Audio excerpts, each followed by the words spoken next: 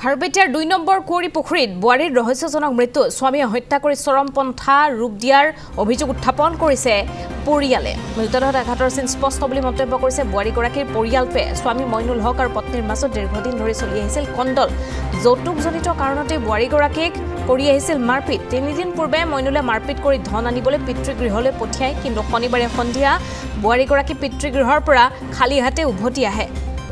আজি পুৱাই উদ্ধাৰ কৰা হৈছে বোৱাৰীগৰাকীৰ মৃতদেহ। সেয়েহে ধনৰ বাবে স্বামীয়ে বোৱাৰীগৰাকীক হত্যা কৰাৰ সন্দেহ কৰা হৈছে। আৰক্ষীৰ তদন্ততহে এতিয়া পোহৰলৈ আহিব ঘটনাটোৰ প্ৰকৃত ৰহস্য।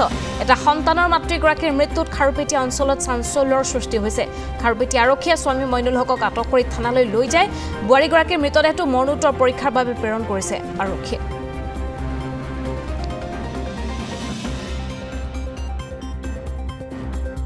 মানে কি হৈছে মানে আমাৰ খুলগালিটো মানে তাৰ এই মইনুলৰ লগত কাজি মইনুল জুয়ে খেলাৰ পিছত এই কাজি লাগে আমাৰ ঘৰত যাই ফালে আহে আকৌ কাজি কৰাৰ পিছত আজি ৫টাত আহিছে, কালি ৫টাত আহিছে।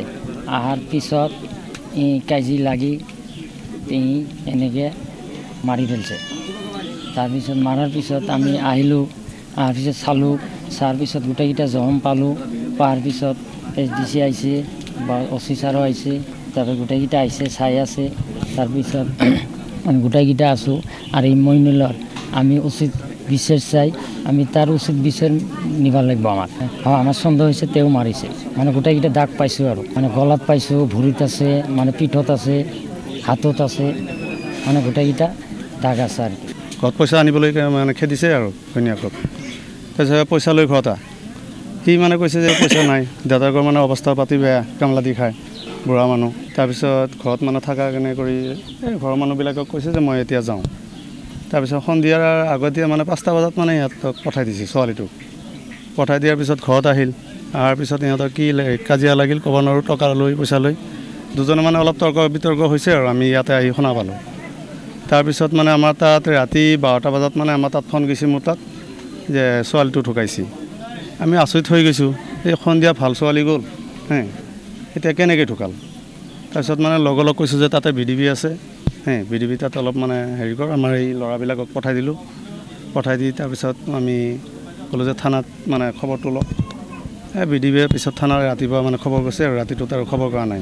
ওচৰ চুবুৰীয়া মানুহ যিবিলাক মানে কথা কৈছে যে আহি চাইছে এই ওচৰ চুবুৰীয়া মানুহবিলাকে ৰাতি 12টাত যে তিৰোতাজনী মানে বিচনাত শুই আছে, ঘুমোৱা নিচিনা। সি মানে এই মজিয়াত মানে চিঞৰ বাখৰ কৰি আছে, যে ফাঁচি টনাইছে। কেতিয়াবা কয় মানে নিজে মৰিছে, কেতিয়াবা কয় মানে বিষ খাইছে। মানে এনেকুৱা উল্টা পুল্টা কথা কৈছে আৰু আমাৰ খণ্ড মানে এইটোৱে মানে সিহঁতৰ কোনো ছোৱালীটোতো ইমান এটা ৰাগী নহয়, সি কেনেকৈ ছুইচাইড কৰিব? আৰু ই তাৰমানে বৰ্তমান যোৱাৰো ৰাতি সি কৈছে 12টাত মই ঘৰত নাই যদি সি যোৱা খেলিব গৈছে। আমাৰ এইটোৱে খণ্ডতে মানে যোৱাৰ মানুহ পইচাখিনি অনা নাই, মানে খঙতে তাক মানে ডিঙিত চেপি মানে হত্যা কৰিছে।